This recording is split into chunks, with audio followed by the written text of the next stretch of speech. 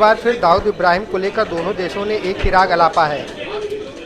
एक और जहां गृह मंत्री राजनाथ सिंह ने कहा कि दाऊद पाकिस्तान में ही है और हम उसे लाकर रहेंगे, वहीं कुछ ही घंटों बाद लखनऊ में पाक उच्चायुक्त अब्दुल बासित ने सीधे सीधे पाकिस्तान में दाऊद के होने की बात को नकार दिया। पेश है लखनऊ में अब्दुल बासित की मीडिया से बातचीत। आज भारत की पार्लियामेंट में एक बयान आया है गवर्नमेंट ऑफ इंडिया का, जो होम मिनिस्टर की ओर से उन्होंने कहा है कि इंडिया का मोस्ट वांटेड जो क्रिमिनल है दाऊद इब्राहिम वो पाकिस्तान में है और हमने इसकी बाकायदा इत्तला दी है, तमाम इसके सबूत दिए हैं। उसके बावजूद पाकिस्तान सरकार को इस पर कोई सहयोग नहीं कर रही है। इसके बारे में तो मैं यही कह सकता हूँ कि वो साहब पाकिस्तान में नहीं है, इससे ज़्यादा मैं क्या कहूँगा। देखिए, कुछ चीज़ें होती हैं इंटेंजिबल्स, जो इंटेंजिबल्स होते हैं ना, वो शायद उनके फ़वाइद आपको सामने या फ़ौरन नज़र नहीं आते।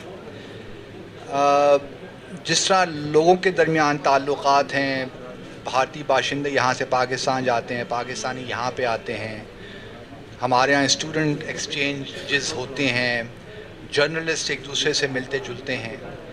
इसी तरह स्पोर्टिंग जो टाइज़ हैं वो भी अपनी जगह हैं। अब ये जो चीज़ें हैं इनके शायद फ़ायदे आपको इमीडिएटली नज़र नहीं आए, लेकिन मैं समझता हूँ कि ये सब चीज़ें मददगार साबित होती हैं। आहिस्ता आहिस्ता ममालिक के दरमियान जब लोग करीब होते हैं तो जो मिसअंडरस्टैंडिंग्स हैं वो दूर होती हैं। एक सदीक़ी साहब ने यहाँ बताया ज़िंदगी चैनल किस तरह वो जो पाकिस्तान का इमेज जो यहाँ पे है उसको बेहतर करने में मददगार साबित हो रहा है। तो ये सारी चीज़ें इंटेंजिबल्स हैं और ये मददगार साबित होती हैं। मुमकिन है कि इसका फ़ायदा आपको आज या कल नज़र ना आए, लेकिन जूँ हमारे लोग मिलेंगे, स्पोर्टिंग कॉन्टैक्ट्स होंगे, टाइज़ बढ़ेंगे, तो इन चीज़ों का फ़ायदा तो होता है। और चूँकि दोनों अवाम हमारी दोनों टीमों को खेलना देखना चाहते हैं, तो इससे बड़ा फ़ायदा और क्या है कि कुछ लम्हे कुछ दिन पाकिस्तान भारत की टीमें खेलें, एक अच्छा माहौल पैदा हो, हेल्दी कंपटीशन हो, तो इससे बड़ी बात और क्या हो सकती है। इसमें भी कोई दो आरा नहीं है कि पाकिस्तान और भारत के दरमियान जो ताल्लुक़ात हैं बड़े मुश्किल ताल्लुक़ात हैं और इनको एक मामूल का ताल्लुक़ बनाने के लिए अभी हमने बड़ा रास्ता तय करना है। लेकिन बहरहाल ये छोटी छोटी जहाँ पे जो एरियाज़ हैं जहाँ पे हम एक दूसरे के साथ ताउन कर सकते हैं, तो ऐसे इन चीज़ों में कोई मुज़ायक़ा नहीं है, बल्कि ये मददगार साबित होती हैं मेरे ख़्याल में। देखिए, जहाँ तक दहशतगर्दी का ताल्लुक़ है, मैं समझता हूँ आपका जो व्यू पॉइंट है या जो आपने बात की है, इंटरसेक्टेरियन वायलेंस रहा है पाकिस्तान में, लेकिन साथ साथ उसकी और भी बहुत सी डायमेंशंस रही हैं। लेकिन अब हमने, जैसा आप जानते हैं, ज़रब-ए-अज़्म ऑपरेशन शुरू कर रखा है पाकिस्तान ने पिछले साल से, और उसके खातिर ख्वाह नताइज निकल रहे हैं। वायलेंस में बहुत हद तक कमी आई है। इस वक्त पाकिस्तान जिस फेज़ से गुज़र रहा है वो बड़ा अहम है हमारे लिए। हमने इस बात तहिया कर रखा है कि हमने दहशतगर्दी से, वायलेंस से अपने मुल्क को हमेशा के लिए पाक करना है, और हमें इसमें बड़ी कामयाबी हासिल हो रही है। और पाकिस्तान में कोई दो आरा इस हवाले से नहीं है, और हम बड़े डिटर्मिन्ड रिजॉर्ट तरीके से आगे बढ़ रहे हैं, और हमें इस बात का पूरा यकीन है कि इस दफ़ा इंशाअल्लाह हम अपने मकासद में कामयाब होंगे।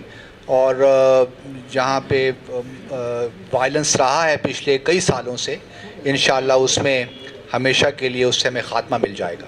देखिए, मैं आपके जज्बात की कदर करता हूँ, लेकिन आप बखूबी जानते हैं कि दहशतगर्दी से जिस कदर पाकिस्तान ने नुकसान उठाया है, शायद ही किसी और मुल्क ने उठाया हो। हमने पिछले 35 सालों से, और ख़ास तौर पे 9/11 के बाद, पाकिस्तान में तकरीबन 50 से 60 हज़ार के लोग अपनी जानें दे बैठे हैं दहशतगर्दी के हवाले से। इसमें तकरीबन 6,000 हमारे सिक्योरिटी फोर्सेस के लोग हैं। इसी तरह वर्ल्ड बैंक की जो रिपोर्ट्स हैं वो कहती हैं कि पाकिस्तान को तकरीबन पिछले 11 सालों में 100 अरब डॉलर का ज़्यादा नुकसान हुआ है इकनॉमिकली। तो देखिए, हमसे ज़्यादा दहशतगर्दी के हवाले से जो नुकसानात हैं इसका अंदाज़ा आप लोग नहीं कर सकते। हमने बहुत सफ़र किया है, और हमारी अब ये कोशिश है कि हम अब इस दहशतगर्दी से हमेशा के लिए छुटकारा हासिल करें। जहाँ तक मुंबई अटैक का ताल्लुक़ है या उसका ट्रायल का ताल्लुक़ है, دیکھیے دنیا میں کوئی چیز بھی دہشت گردی کو جسٹیفائی نہیں کر سکتی. بے گناہ لوگوں کا مرنا کسی طور پہ جسٹیفائی نہیں ہو سکتا. ہم نے 7 لوگوں کو گرفتار کیا ممبئی اٹیک کے حوالے سے 2008-2009 میں. اب ان پہ ٹرائل چل رہا ہے, ایک کیس ہے, مقدمہ ہے. آپ کو اختلاف ہو سکتا ہے, لیکن جہاں تک حکومت پاکستان کا تعلق ہے اس پہ کوئی دو آرا نہیں ہے کہ ہم بڑا سیریسلی اس مقدمے کو پرسو کر رہے ہیں, لیکن قانون کو قانون کے طریقے سے ہی دیکھنا چاہیے. اگر آپ ہماری عدالت کے, ہمارے قوانین کو وہ ریسپیکٹ نہیں دیں گے تو پھر کیا فائدہ ہوا؟ دیکھیے ہم دونوں ڈیموکریسیز ہیں, ہمارے ہاں لیگل پروسیسز ہیں, پروسیجرز ہیں, تو ان پروسیس کو چلنے دیجیے. اور جب مقدمہ بھی دیکھیے وہ اگر بیل پہ آ گئے ہیں تو وہ مقدمے سے بری تو نہیں ہوئے نا, مقدمہ تو چل ہی رہا ہے. تو تھوڑا سا حوصلہ کریں, آگے جو بات بڑھے گی چیزیں سامنے آتی رہیں گی. کمپوزٹ ڈائلاگ ایک پروسیس ہم نے شروع کیا ہے جس میں آپ سب لوگ جانتے ہیں اس کے 8 سیگمنٹس ہیں, جس میں پیس اور سیکیورٹی ہے, جس میں ہم جموں اینڈ کشمیر بھی ڈسکس کرتے ہیں, اس میں ٹیررزم بھی ہے, اس میں سیاچن ہے, سر کریک ہے, ویزا ایشوز ہیں, کانسلر میٹرز ہیں, کلچرل ریلیشنز ہیں. تو ایک بڑا کمپریہنسو سا ہمارے پاس ایک فریم ورک موجود ہے. تو یہ کہنا کہ ہم اس کو بلاک کرتے ہیں میرے خیال میں یہ درست نہیں ہے. ہم تو چاہتے ہیں کہ تمام مدعوں پہ بات چیت ہو, ہم آگے بڑھیں, ایک ایسی سیاسی انوائرمنٹ کریٹ ہو جہاں مشکل فیصلے لینے کے قابل بھی ہو جائیں اور تعلقات آگے بڑھیں. تو یہ کہنا کہ پاکستان بلاک کرتا ہے میرے خیال میں یہ مناسب جسٹیفائڈ نہیں ہے.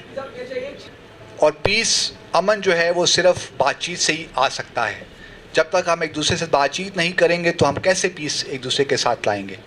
اور جو مذاکرات کا عمل ہے وہ نہ تو میں آپ کو فیور کر رہا ہوں نہ آپ مجھے فیور کر رہے ہیں, یہ ایک ضرورت ہے. تو جب بھی آپ بھارت سمجھے گا کہ یہ ضرورت ہے اور جب بھی بھارت سمجھے گا کہ اب تیار ہیں وہ پاکستان سے بات کرنے کے لیے تو ہم بات چیت کرنے کے لیے تیار ہو جائیں گے. جب تک بھارت تیار نہیں ہے تو ہم کائنڈ آف انتظار کر رہے ہیں. ہمیں بھی کوئی جلدی نہیں ہے اس طرح, لیکن بہرحال ہم یہ بات ضرور سمجھتے ہیں کہ پاکستان اور بھارت اس خطے کے 2 بڑے ممالک ہیں اور ہمیں بات چیت کرنی چاہیے, اپنے مسائل حل کرنے چاہیے تاکہ اس خطے میں جو محرومیاں ہیں, جو مسائل ہیں, جو چیلنجز ہیں وہ ہم نے مل کر ہی حل کرنے ہیں. چاہے وہ دہشت گردی کا مسئلہ ہو, چاہے وہ غربت کا مسئلہ ہو, چاہے وہ بیماری کا مسئلہ ہو, چاہے وہ کلائمیٹ چینج کا مسئلہ ہو, یہ سب چیزیں ہم نے مل کر ہی کرنی ہیں.